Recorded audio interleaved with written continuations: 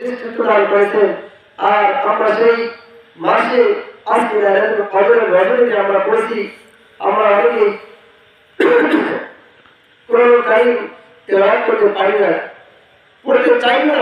আমার অনেক মা বোনেরা হয়তো অনেকে কোরআন কারীম তেলাওয়াত করে, তারা যে তেলাওয়াত করে এই তেলাওয়াতের সওয়াব আল্লাহ রাব্বুল আলামিন যেন মাহে রমজানের বদৌলতে একটি করে হকের বিনিময়ে ৭০টা করে সওয়াব বৃদ্ধি করে আপনার আমার জীবিত মৃত্যু সকল মানুষদের জন্য আল্লাহ যেন নাজাতের ওসিলা বানায় বলেন আমিন।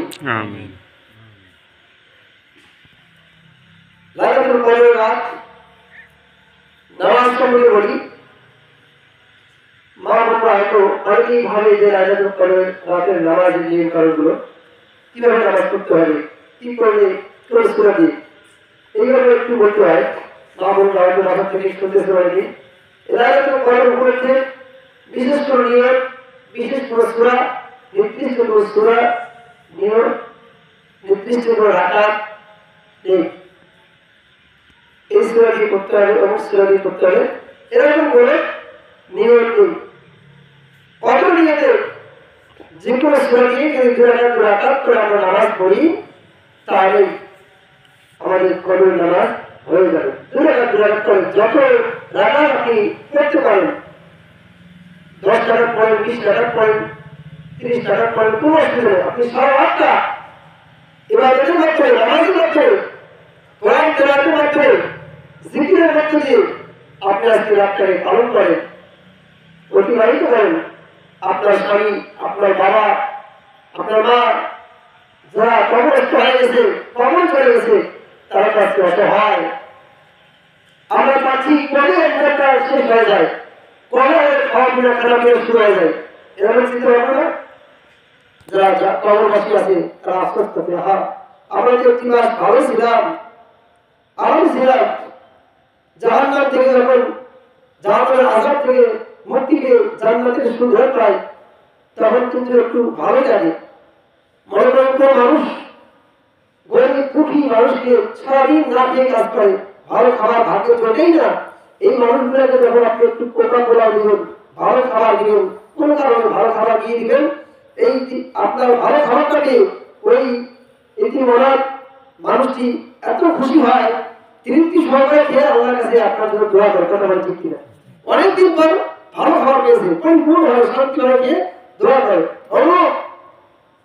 কবরবাসী যারা আছে, যারা কবরে চলে গেছে, জাহান্নামের আযাবে তো করতে করতে লেলিহান অগ্নি শিখার মধ্যে যেতে যেতে শেষ, ১ মাস আল্লাহ যেন তাদেরকে মুক্তি দেয়, তারা অনেক আরামে থাকে।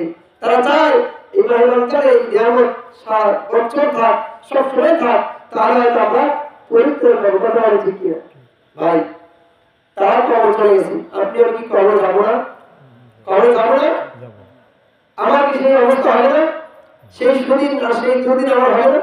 আপনি কি বলতে পারেন আপনি জান্নাতি না জাহান্নামী? ইবাদত করতেছি ঠিকই, কোন গ্যারান্টি আছে কি বলতে পারেন?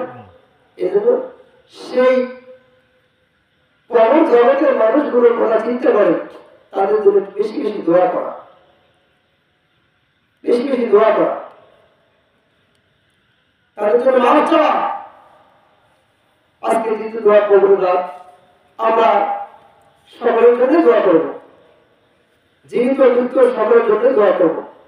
আল্লাহ যেন তাদেরকেও মাফ করেন, আমাদেরকেও মাফ করেন।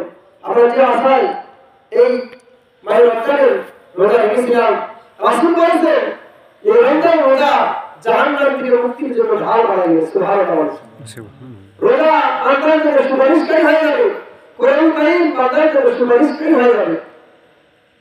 সুতরাং আল্লাহ রাব্বুল আলামিন আমাদের রোজাগুলোকে যেন সেইভাবেই কবুল করেন, যাতে করে কবরের পর, মৃত্যুর পর কবরে যখন যাবো আমাদের রোজাগুলো যেন আমাদের জন্য সুপারিশ করে, আমাদের কোরআন তেলাওয়াত করে যেন আমাদের জন্য সুপারিশ করে। কথা বলে ঠিক কিনা ভাইরা?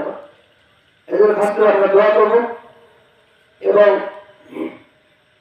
কবরের নামাজের যে বিষয়টা আমরা সেটা ২ রাকাত করে নামাজ পড়বো, যতখানি আমাদের শরীরে কুলায় আমরা চেষ্টা করবো। ভালো না লাগলে কোরআন করে কোরআন পড়বো, ভালো না লাগলে আমরা জিকির করবো, তাসবিহ করবো, হাদিসের কিতাব পড়বো। এইভাবে আমরা ইবাদত করে আজকে রাতটাকে কাটিয়ে দেব।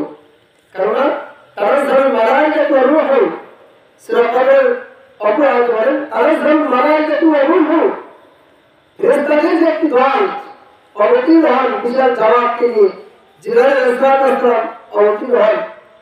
এই জামাতটা সারা রাত বিভিন্ন স্থানে ঘুরে ঘুরে পর্যবেক্ষণ করেন, রহমতের দোয়া করেন। কতক্ষণ পর্যন্ত?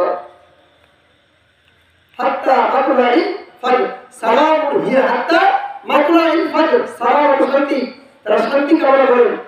হিয়া হাত্তা মাতলাইল ফজর, ফজরের সূর্য উদয়ের আগ পর্যন্ত, অর্থাৎ ফজর নামাজের আগ পর্যন্ত ফেরেশতারা এই দোয়া করেন, মাগফিরাতের দোয়া করেন, শান্তি কামনা করেন। এই উম্মতে মুহাম্মাদের জন্য সুবহানাল্লাহ। শান্তি যদি তারা কামনা করে, আমরা কুড়ি দিনে ঘুমাই, নামাজ কিন্তু না ঘুমালাম, কথা বলে না, ঠিক কিনা? এই জন্য এই প্রতিজ্ঞা করে ভাইয়ারা আমরা এই রাত্রিটাকে ইবাদত করার চেষ্টা করবো। আল্লাহ রাব্বুল আলামিন আমাদের জন্য সকলকে তৌফিক দান করেন। আর একটি কথা, সরকার ভিতরে ব্যাপারটা বিস্তারিত বলার সুযোগ হয়নি।